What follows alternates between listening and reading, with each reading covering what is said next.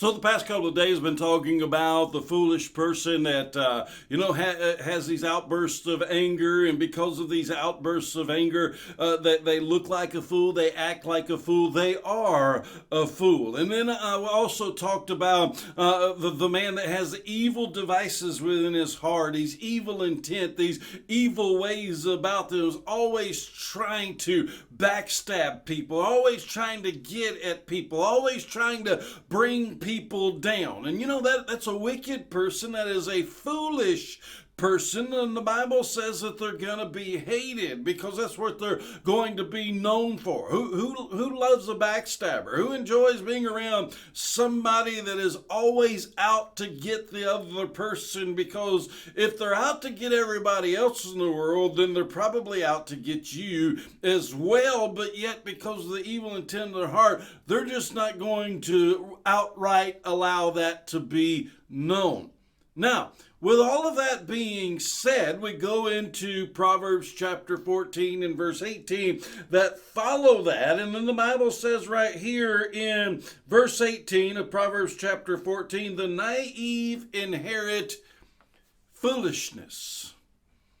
The naive inherit foolishness. Well, why is that tucked up right in there with that? Well, the quick-tempered man that's a fool, throwing himself a little hissy fit, acting like a little toddler, acting like a little 3-year-old because he's not getting his way about whatever. Maybe they took about 10 seconds too long to give them their food. Maybe their coffee wasn't hot enough. I don't know, but they're throwing themselves this big old hissy fit, and their child is looking at them, saying, not realizing that their dad's being a fool, or mom, not realizing how ridiculous they look and how ridiculous they're acting for acting the way they are, and they think that is natural. They think that's the way you're supposed to act because that's the way they've always seen mom and dad act.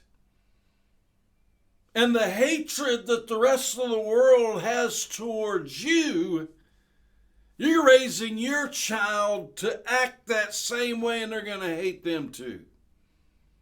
It's the way you're raising your child. You're raising your child to be a fool because they're going to do as you do. Instead of teaching them grace, instead of teaching them mercy, instead of teaching them righteousness, instead of teaching them long-suffering to be like God, because God is long-suffering, instead of teaching them to be men and women of God, you're teaching them how to grow up and act like toddlers for the rest of their life. And they're going to look like fools for the rest of their life, and that is going to have negative implications on the rest of their life because you're looking like a fool in the way that you're acting. Not just looking like a fool, you're being a fool. I didn't say that, the Bible said that. And so when we look at this, we're going to understand that's what you're going to pass down as an inheritance to your child. They're going to act like that because they've seen you their whole childhood acting like that. They're going to think that's normal and natural when it's not. And so right now, right here today, you need to change for the sake of your child. Then it goes on in verse 18, it says, but the sensible are crowned with knowledge. The sensible, those who act sensible, those who don't go around acting like little toddlers and 3-year-olds, throwing little hissy fits anywhere and everywhere they go, treating people cruelly and badly and wickedly, always out to get somebody. The sensible, they're going to be crowned, the Bible says. You see, the other one inherits. They're going to inherit something, but it's not going to be good. But the sensible, yeah, they're going to inherit something, but it's called a crown. It's something noble. They're going to inherit knowledge. They're going to know from you the right ways and the wrong ways to do things.